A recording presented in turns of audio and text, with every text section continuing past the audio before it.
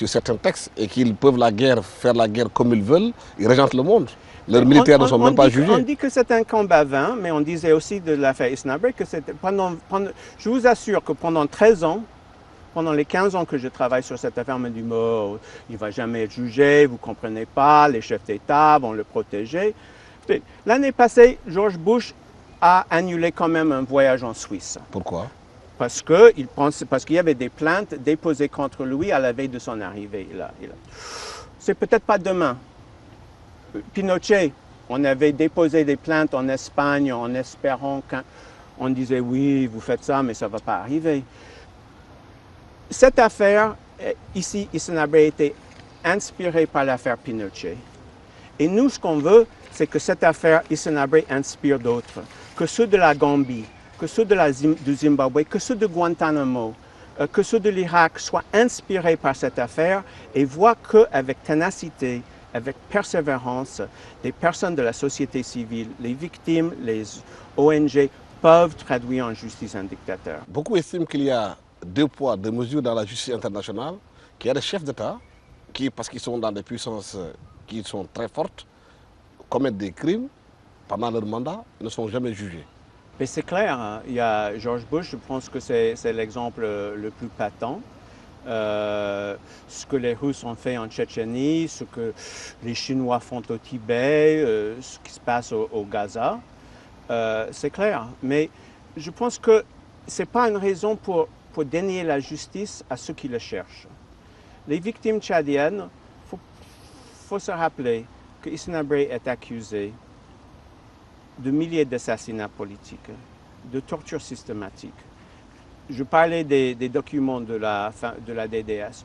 Rien que dans ces documents, il y a les noms de 1208 personnes assassinées ou décédées en détention. Plus de 12 000 personnes arrêtées arbitrairement ou torturées. Plus de 840 documents qui allaient directement à Issenabre sur le sort des prisonniers. Donc, c'est des crimes qui ne peuvent pas rester impunis quand les victimes ont cette soif de justice et qui travaillent depuis 23 ans pour trouver un tribunal. À travers le monde, il y a des présidents qui sont en exercice, qui commettent pratiquement quotidiennement des crimes ou bien qui violent les droits de la population. Est-ce que vous avez les moyens aujourd'hui, avec ces présidents qui sont en exercice, de poser le débat, comme ça se passe à côté de chez nous en Gambie? On le pose. À Human Rights Watch, je dirais qu'en ce moment, c'est la Syrie qui nous occupe le plus, où des crimes se commettent tous les jours.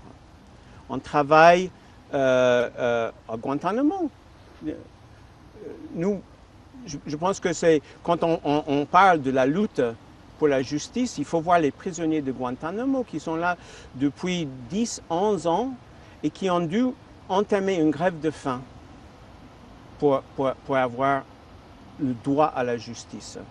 Mais je crois que dans cette affaire de Issenabre, le Sénégal s'honore en offrant la justice. Il donne l'exemple. Même pour les États-Unis, le Sénégal fait ce que les États-Unis n'ont pas fait, ce que beaucoup d'autres pays n'ont pas fait. Le Sénégal devient un leader mondial pour la justice internationale. Est-ce que le Sénégal est capable de gérer ce procès? Ce n'est pas un procès simple. Issenabre, c'est un ancien chef d'État, ancien chef de guerre, qui a beaucoup de moyens financiers, qui l'a amené avec lui ici au Sénégal. Il faut avoir des résistances dans la société sénégalaise. Mais c'est clair, comme vous dites, Issenabre a vidé le trésor. On ne sait pas combien il a pris. On sait que rien que dans les derniers jours quand Djamena tombait, il a réuni ses banquiers centrales. Il leur a dit « J'ai besoin de l'argent pour acheter des armes pour défendre Djamena ». Il leur a donné tout ce qui restait dans le trésor public pour soi-disant acheter les armes. Issenabre, il a pris cet argent, il est venu au Sénégal. La commission d'enquête au Tchad a même les chèques signés qui montrent des milliards et des milliards que Issenabre a pris du peuple tchadien et qu'il a investi, comme vous dites, ici au Sénégal. Mais je crois que le Sénégal a des institutions fortes. Le Sénégal a un pouvoir judiciaire indépendant. Il y a une volonté politique ici au Sénégal. Je pense que le dossier, c'est complexe, hein?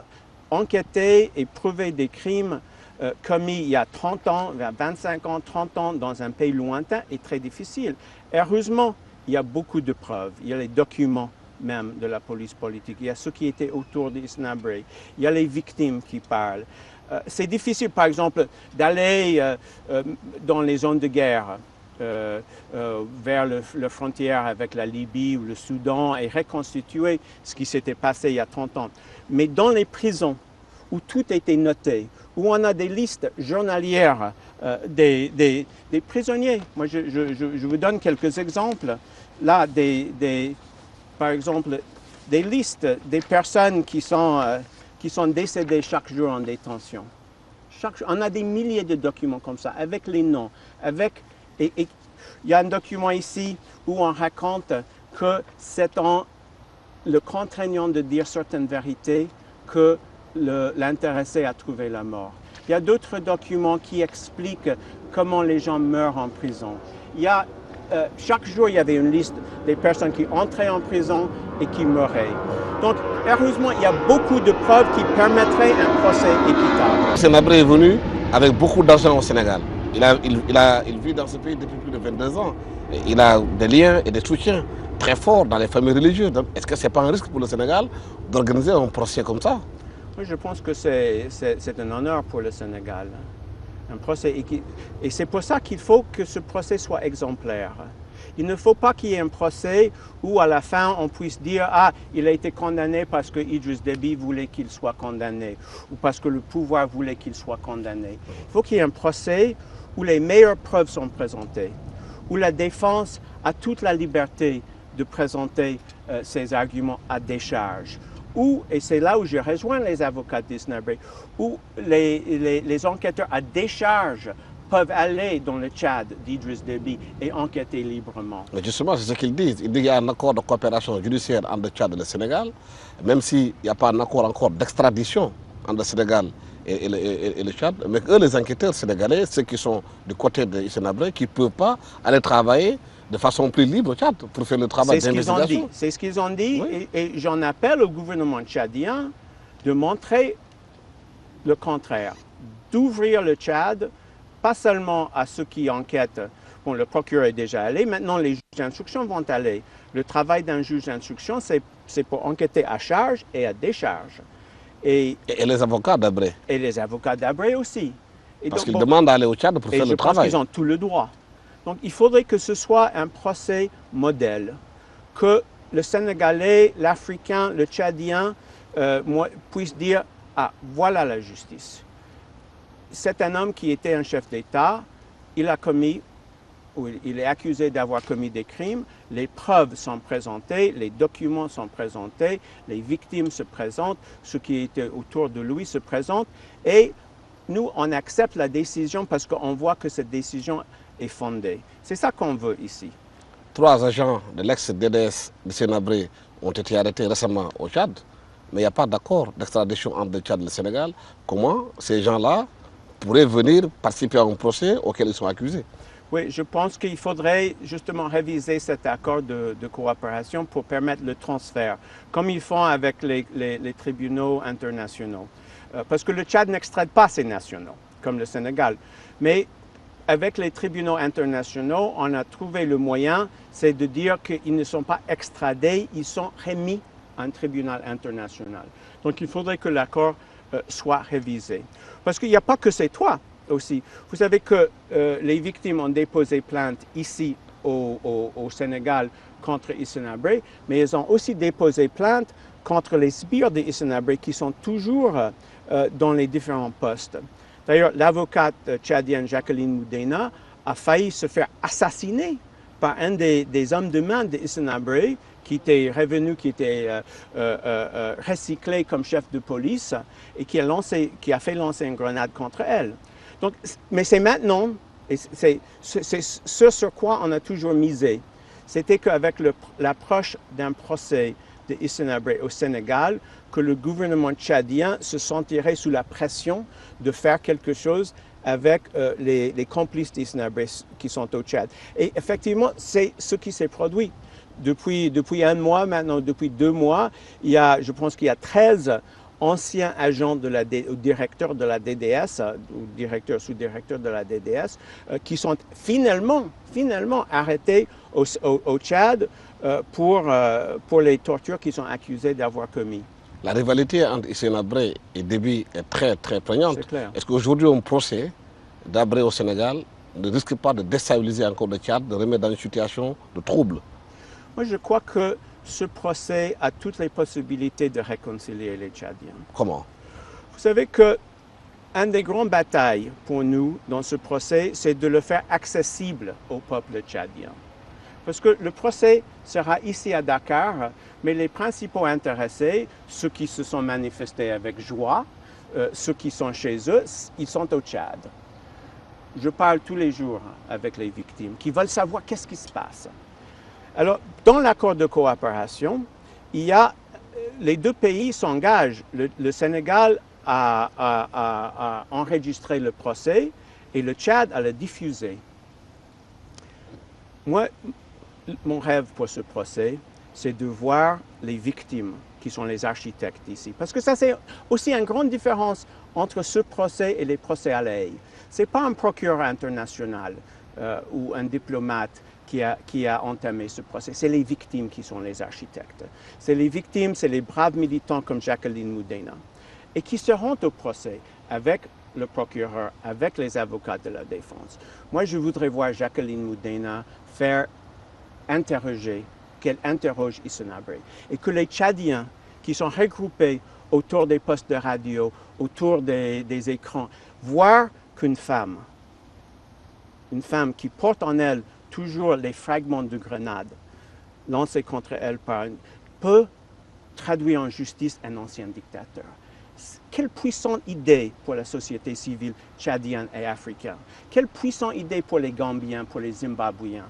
L'idée qu'avec persévérance, une femme digne peut traduire en justice quelqu'un qui a ravagé son pays. Je pense que c'est une idée très forte que la Cour pénale internationale n'aurait jamais. Mais qu'est-ce que l'éventualité d'un procès de Hissène Habré pourrait changer dans la façon dont les présidents, de façon globale, gèrent leur pays, surtout en Afrique? Écoutez, on parle d'Idriss Déby. Moi, vous dites que Idriss Déby est derrière ce procès. Moi, je vous dis qu'Idriss Déby, il se méfie beaucoup de ce procès pour les raisons que, justement pour le débat qu'on est en train de livrer. Si les militants tchadiens se sont tellement investis dans la poursuite d'un dictateur qui est déchu depuis 23 ans, pourquoi? C'est de l'histoire. Non, c'est le présent. Parce qu'ils veulent un procès de plus jamais ça. Ils veulent un avertissement à ce qui est pouvoir aujourd'hui, qui a des limites. Vous faites ça, vous serez poursuivis. Et donc, je pense que ce procès est un exemple que les dictateurs ne seront jamais à l'abri de leurs victimes. Et c'est un avertissement à Idriss Déby que s'il commet, parce que le Tchad, aujourd'hui, ce n'est pas un exemple de démocratie quand même. Il y a des violations aujourd'hui au Tchad. Pas comme Hissène Habré. On ne peut pas parler des milliers de morts. Ici, au Tchad d'aujourd'hui, il y a des activistes comme Jacqueline Moudena, il y a des organisations des droits de l'homme, il y a une presse d'opposition. Mais en même temps, les gens se font disparaître. Human Rights Watch a fait le premier rapport en 2008 quand les opposants ont été disparus, Ibn Omar Saleh et les autres. C'est Human Rights Watch qui a fait le rapport qui a mis en cause le gouvernement d'Idriss Déby. Donc, c'est mi-chemin, disons. Justement, la réussite d'un procès de Hissène Habré, est-ce que ça ne peut pas avoir l'effet inverse? De faire que les présidents qui sont en place s'accrochent au pouvoir, ne quittent pas, qu'ils veuillent mourir au pouvoir. Ce n'est pas le procès d'Hissène Habré qui le fait s'accrocher au pouvoir, Idriss Déby. Il s'est accroché depuis 20 ans. Mais s'ils ont les résultats de ce procès, certains peuvent être appelés à rester au pouvoir pour ne pas être jugés un jour. Donc on accepte donc que les criminels font ce qu'ils veulent parce que... C'est une question que je pose. Non, je crois que, vous savez, on disait avant que vous tuez une personne, on vous met en prison. Vous tuez 10 personnes, 40 personnes, on vous met dans un asile psychiatrique. Vous tuez 40 000 personnes, on vous invite à une conférence de paix. Bon. Avec ce genre, on n'avance jamais. Donc il faut qu'on donne l'exemple. Il faut que, comme Slobodan Milosevic, comme Charles Taylor, que la justice avance et qu'on donne la leçon à ceux qui sont au pouvoir aujourd'hui. Et aujourd'hui, c'est les populations qui sont à côté du Sénégal, en Gambie, qui vivent pratiquement voilà. les mêmes choses Voilà. que ceux tchadiennes. Qu'est-ce que vous faites pour elles? Mais je pense qu'on dénonce les violations. Je pense que ce qui se passe en Gambie n'est pas acceptable. Mais je pense justement que les militants gambiens regardent ce procès avec les yeux fixés sur ce procès. Quand Hissène Habré a été arrêté pour la première fois en Sénégal par le doyen des juges d'instruction en 2000, c'était de partout en Afrique, on a reçu des emails, des lettres, bravo, du Rwanda, du Kenya, de partout. Je pense que c'est une inspiration. Vous savez, quand Pinochet a été arrêté, j'ai dit fameusement, que c'était une sonnette d'alarme pour les tyrans. Bon, j'y crois pas. Mais ce qu'il a été, c'était une semence d'espoir pour les victimes. Et c'est les victimes à travers le monde qui ont dit, mais écoute, regardez ce qu'ils ont fait avec Pinochet. Nous, on peut faire ça aussi. Et je pense que c'est ça le pouvoir d'un procès comme ça. C'est de montrer justement que c'est pas nécessaire que les Nations Unies... Non, vous, moi, Louis, on peut dire non. On peut aller devant la justice. Et quand on dit non, on insiste. Et quand on dit non encore, on insiste. Ces victimes qui travaillent avec acharnement depuis 23 ans, je pense que c'est un exemple pour l'Afrique. Hissène Habré qui sera jugé au Sénégal, à côté au Mali, il y a eu la guerre qui s'est déroulée au Mali. Beaucoup de gens se posent où sont les défenseurs des droits de l'homme. C'est une guerre sans prisonniers au Mali. Les droits de l'homme sont au Mali. Mes collègues sont là en ce moment. Je ne connais pas, je ne suis pas expert. On n'entend jamais de prisonniers dans cette guerre au Mali. Je ne suis pas expert du Mali. Je ne vais pas pouvoir parler en connaissance de cause. Mais sur le principe. Mais sur le principe, évidemment, il faut que toutes les violations soient mises sur la place publique.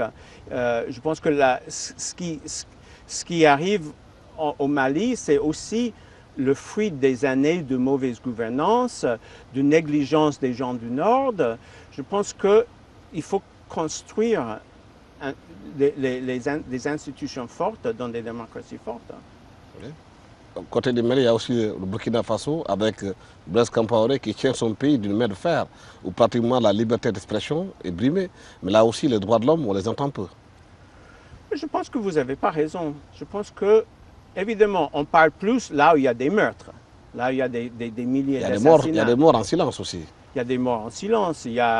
Quand un journaliste est assassiné, quand un journaliste est bâillonné, les droits de l'homme parlent.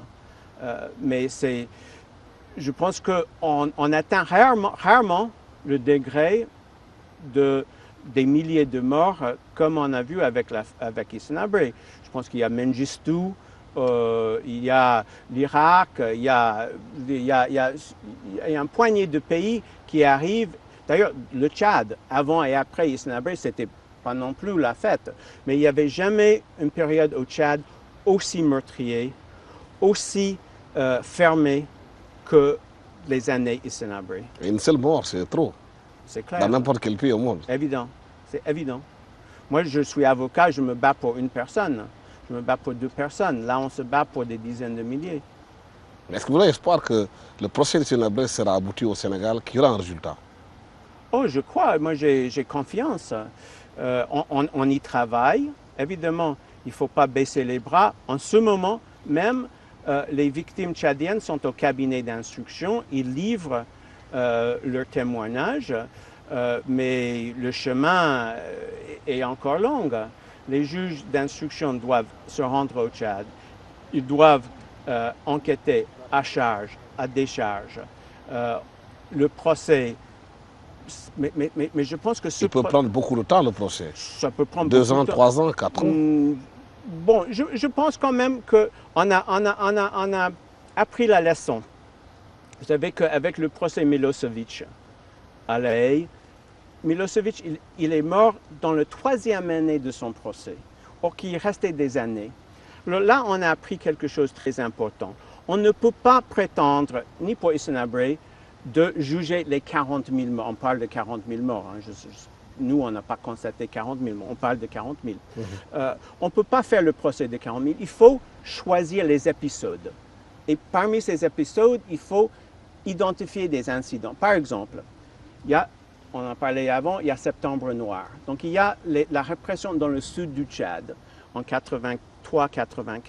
Ensuite, il y a la répression contre l'ethnie Adjaraï en 86 et 87. Donc il y avait un dirigeant Adjaraï qui a été en dissidence, et donc Hissène Habré, il a déchaîné une répression contre toute l'ethnie Adjaraï. On voit dans les documents. Il a mis en place une commission pour arrêter et torturer des Adjaraï. Voilà. Encore en 89, les Agawa. Après que Idriss Déby, Hassan Jammous prennent l'opposition, Idriss Déby regagne le Soudan pour commencer une rébellion, Hissène Habré déchaîne une répression contre les Agawa. Il met les Agawa en prison. De nouveau, il y a une commission pour arrêter les Agawa. Bon, ce sont les grands épisodes de la répression. Donc, pour chaque épisode, il faut prendre pas tous les massacres, pas tous les morts, mais des exemples. Par exemple, en 90, août 90, pour la première fois, des anciens dignitaires du régime de Hissène Habré commençaient à distribuer des tracts. L'ancien maire de Sarre, la 3e ville, l'ancien chef de cabinet de Hissène Habré, il commence à distribuer des tracts contre Habré. Habré, il en devient fou. Il demande l'arrestation de ces gens. Alors, il y a des personnes autour d'Hissène Habré qui racontent que c'est Hissène Habré qui a donné l'ordre d'arrêter un tel. Tous ces témoins sont vivants?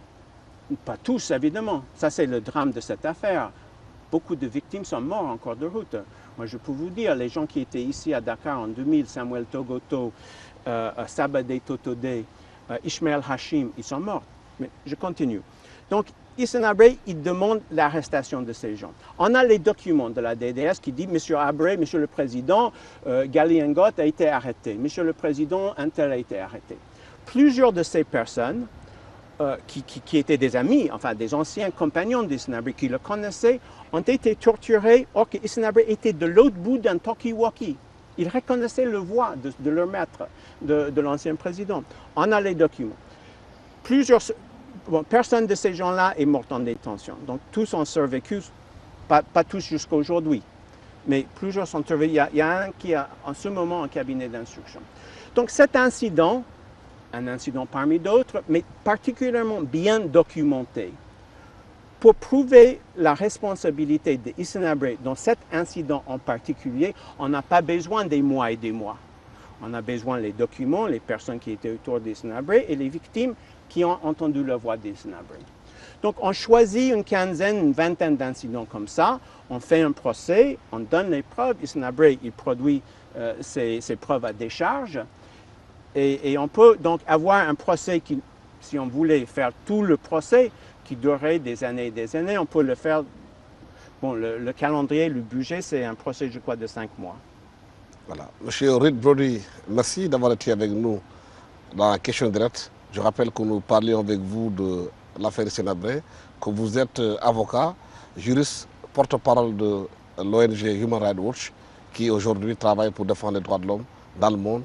Et vous êtes au Sénégal aujourd'hui dans le cadre du procès Hissène Habré. Merci, au revoir. Merci à toute l'équipe technique qui m'a accompagné pour la réalisation de cette émission. Au revoir.